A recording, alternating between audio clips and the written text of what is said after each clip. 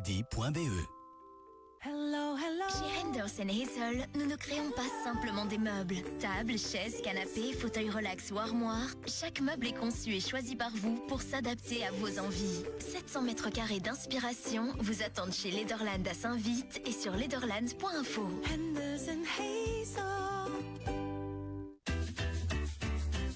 L'opération Arc-en-Ciel. Depuis 72 ans, grâce à vous, des milliers d'enfants en difficulté ont droit à des vacances et des loisirs. Les 14 et 15 mars, nos volontaires passeront dans les rues pour récolter des vivres non périssables. Vous pouvez aussi apporter vos vivres dans l'un de nos magasins partenaires jusqu'au 21 mars. Nous les distribuerons à des associations pour enfants moins favorisés dans votre région. Merci pour votre générosité.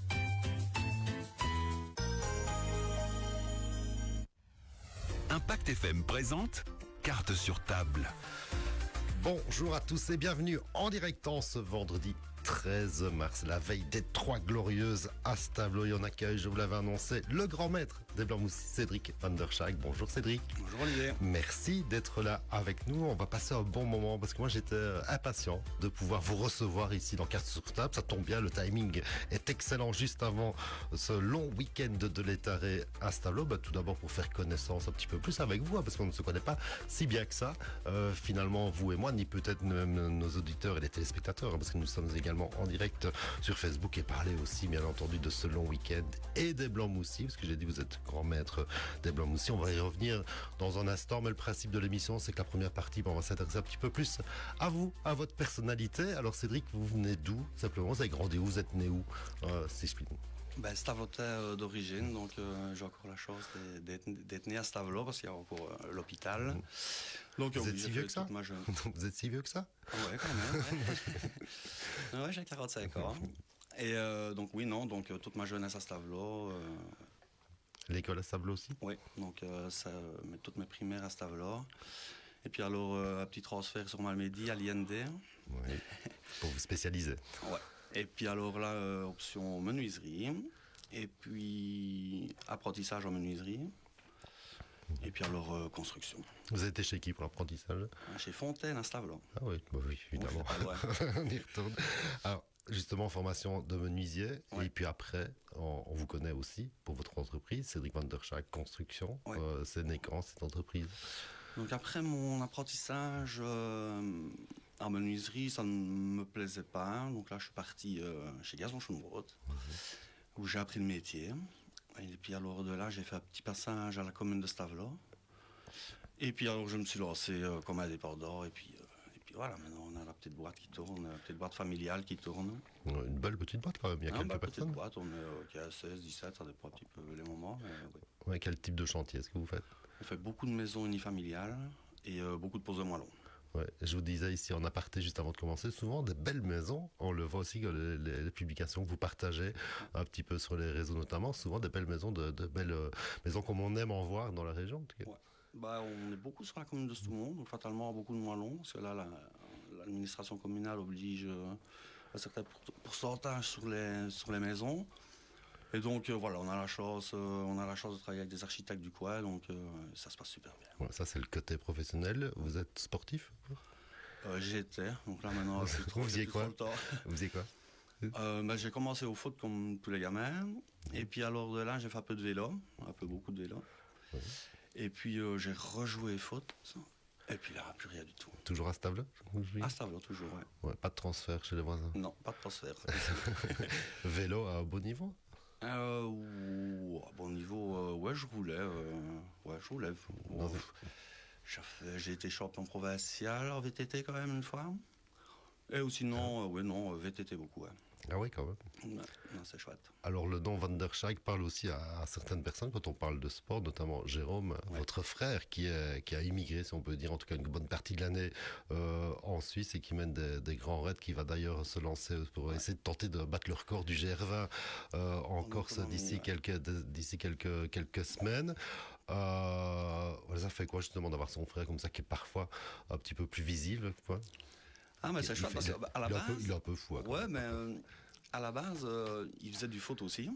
Et puis alors, il me voyait rouler en vélo et je voyais bien que ça le titillait. Puis alors, il a commencé aussi à rouler en vélo.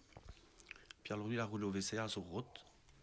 Et alors, ouais, je pense que ça lui correspondait pas. Puis alors, il y a eu le décès de mon papa. Et puis là, je crois que il a voulu changer d'air. Et puis c'est là qu'il est parti en France. Il a rencontré sa copine. Et puis maintenant la Suisse. Ouais, c'est chouette de le voir, se sacrifier parce que c'est vraiment des sacrifices.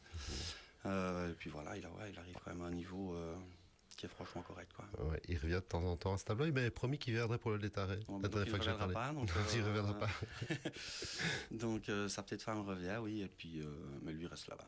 Il Ouais. s'occupe des enfants.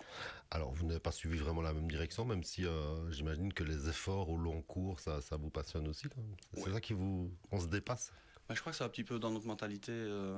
Ouais, c'est un petit peu notre mentalité dans la famille. Quand on fait quelque chose, on le fait à fond. Et ça, ouais, c'est vraiment important. Ouais. Et quand on est stablota, bah comme vous, pas de né à Stablo, qu'on y vit, qu'on y travaille en grande partie, le folklore, c'est inné. On ne sait pas faire autrement. Oui, Ouais. bah, c'est comme les Malméliais, c'est comme les Béchous. Voilà, ouais, quand on est dans une ville qui est riche de folklore, oui, on tombe dedans et puis c'est fini, quoi. Ouais. À part le folklore et le sport, il y a d'autres hobbies, des choses qui vous passionnent en dehors de ça, je sais pas, la musique ou la couture. Hein, Ouais, bah, les blancs moussis, ça prend beaucoup de temps, donc ça c'est vraiment chouette. Après, non, moi j'aime bien tous les sports, donc quand j'ai l'occasion, Pas seulement à la télé. pas seulement à la télé, mais oui, non, ça je suis un multisport, ouais. Alors, on l'a dit, vous êtes grand maître des blancs moussis. Vous êtes là pour votre premier direct dans une radio, en tout cas ici. Et quand on est grand maître des blancs moussis, bah, c'est un nouveau métier. Il y a quand même beaucoup de choses. Il y a la vie qui change, non? Ouais. Donc clairement, ça prend vraiment beaucoup de temps. Après, j'arrive facilement à adapter mon temps, enfin, que ce soit mon temps professionnel ou mon temps blanc moussi. Voilà, les horaires ne sont pas les mêmes, donc ça s'adapte, ça matche plus ou moins bien. Mais c'est vrai que ça prend du temps. Ouais, c'est fatigant aussi. Ça va. Je suis un gros dormeur, donc je me repose beaucoup. Ouais, parce qu'on va en parler après la petite pause de 8h30. Bah, les BM, c'est pas que le Létard, évidemment. Il y a pas mal de choses aussi. Alors, petit clin d'œil également. Il y a un reportage qui est en train de se tourner justement sur le musique qu'on pourra voir juste avant le prochain Létard. Un reportage via la RTBF. On peut la citer aussi avec une boîte de production aussi qui tourne là en ce moment aussi. C'est une manière de mettre en avant, de mettre en lumière vraiment les Blancs Moussis. Vous y participez évidemment activement. Un petit mot sur les coulisses de ce reportage. C'est pas un secret hein, qu'on le trouve. Non, c'est pas secret. Donc, on a la chance d'avoir ce reportage de 50 minutes sur le Létaré de Stavelon. Donc, c'est pas uniquement sur les Blancs Moussis.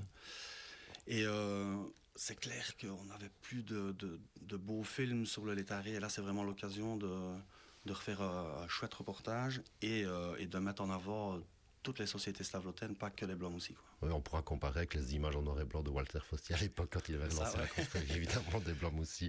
Mais qu'est-ce qui vous passionne, vous, justement, chez les BM? Parce que, voilà, c'est une société qu'on connaît, qui semble un peu fermée aussi, même si, parce qu'il faut être absolument stable pour pouvoir l'intégrer. Mais qu'est-ce qui vous passionne là-dedans, dans les BM? Ce qui m'impressionne, c'est au Blanc Moussis, ça m'a toujours impressionné, c'est la camaraderie. Donc, et l'entraide surtout. Donc là, on est clairement presque tous potes. On ne peut pas aimer tout le monde, on ne peut pas être aimé de tout le monde. Et chaque fois qu'on a un projet, il est toujours mené de main de maître et on a toujours la force, les ressources de mener ce projet et d'aller jusqu'au bout, quoi. Donc ça, c'est vraiment impressionnant. Ah, parce que vous êtes plus ou moins 500 là pour l'instant? Non, on est... avec les petits Blancs Moussis, oui, on est 500, mais sinon, on est 350 et 370, ça dépend comment ça bouge. Vous n'êtes pas tout le temps à chaque activité tous ensemble non plus, heureusement. Non, encore bien, parce que notre local serait trop petit. Oui, parce que c'est aussi évidemment les BM. Il y a beaucoup d'activités, on va en parler, je vous l'ai dit tout à l'heure ici, mais il y a pas mal de commissions, pas mal de groupes qui se forment justement pour chaque activité aussi. On a par exemple l'exemple de Fifine qui est en train de fabriquer les confettis. Il y a quelques personnes qui s'en occupent. On sait qu'il y en a quelques-uns qui s'occupent aussi pour réparer les fameux masques également. On en a déjà parlé ici aussi chaque année, bien entendu. Puis il y en a d'autres qui s'occupent d'autres choses pour organiser les soirées, pour organiser les événements, pour organiser aussi l'intronisation qui aura lieu dimanche matin. Mais voilà, c'est parfaitement organisé aussi comme société. Oui, donc c'est quand même vraiment structuré parce que ça reste quand même une petite entreprise. Hein. On fait vraiment plein de choses. On ne fait pas que le dimanche du Létaré, comme vous l'avez dit. On a à peu près 17-18 manifs l'année. il y a clairement les 3 jours de l'étaré qui prennent une grosse partie, mais on a alors oui toute manifestation qui tourne autour. On part ici, on repart une fois en France dans quelques semaines. On a nos Whitney, on a nos assemblées générales, on a la fête au local, on a vraiment beaucoup de manifs. Vraiment beaucoup de Un investissement. Ouais, beaucoup d'investissements. Ça fait combien d'années que vous êtes BM, vous? Je suis rentré en 97, premier l'étaré en 98, donc ça fait. Vous étiez encore un gamin. Hein. Ah ouais, à l'époque, on pouvait encore rentrer à 16 ans. Maintenant plus. Donc nous, on a encore eu la chance de rentrer à 16 ans. Ouais. Ouais, c'est pour ça qu'il y en a les petits BM aussi qui peuvent le faire. Où là, c'est un peu plus large pour pouvoir intégrer justement les petits BM, notamment justement, on n'est pas obligé d'être tout à fait stable non plus à ce moment-là, pour rentrer un petit peu dans le folklore, même si après, c'est un peu plus strict évidemment. Après, c'est un peu plus strict, ouais. Mais oui, non, les petits BM aussi peuvent. Il n'y a pas de réglementation à part l'âge, mais sinon, il n'y a pas de réglementation non pour les petits BM aussi. Le costume. Ouais, le costume impeccable. Et ils en sont où là, les costumes? J'ai entendu dire aussi qu'il y avait certains qui stressaient un petit peu parce qu'il y en a qui étaient passés au repassage et autres qui n'étaient pas encore arrivés, qui n'étaient pas encore pressés aussi. Je ne suis pas trop au courant de ça, mais j'ai envie de dire qu'ils ont 1 an pour préparer leur costume, donc ça ne devrait pas arriver. Vous en avez combien, vous, des costumes de l'homme aussi? 2. 2? Ouais. Ils sont toujours impeccables? Ouais. Vous y tenez comme la prunelle? Non, mais il faut être toujours prêt. Ouais. Et votre masque aussi? Ouais. Ils n'ont jamais été réparés? Non, j'ai fait toujours attention à mon masque. Ouais, bien, merci Cédric. On va se retrouver d'ici quelques petits instants pour parler un petit peu plus du folklore, cette tableau-tête des BM aussi évidemment, de la confrérie des Blancs aussi et de toute cette société qui fait un peu rêver, qu'on connaît au-delà, heureusement, des frontières de Masta et de la route de Trois-Ponts. On en reparle d'ici quelques petits instants. Avant cela, un petit peu de musique, rappel des infos de l'arrondissement et puis on se retrouve un petit peu plus tard. Sur table revient dans un instant. Durant tout ce week-end, Impact FM et Impact News seront en direct de Stavelot pour vous faire vivre le 521e Létaré comme si vous y étiez. Ce samedi 14 mars dès 20h30, suivez le cortège nocturne Stallumez-vous en direct vidéo sur notre page Facebook Impact News et le dimanche 15 mars dès 10h, émission spéciale Létaré avec la retransmission en direct des discours très attendus du bourgmestre et du président du comité des fêtes en audio à la radio et en vidéo sur les pages Facebook de la ville de Stavelot et Impact News. Cette émission sera suivie dès 13h30 de la retransmission vidéo du grand cortège animé par Richard Van de Ginst sur Impact News. Le Létaré de Stavelot se vit en direct sur Impact FM et Impact News, c'est 14 et 15 mars prochain.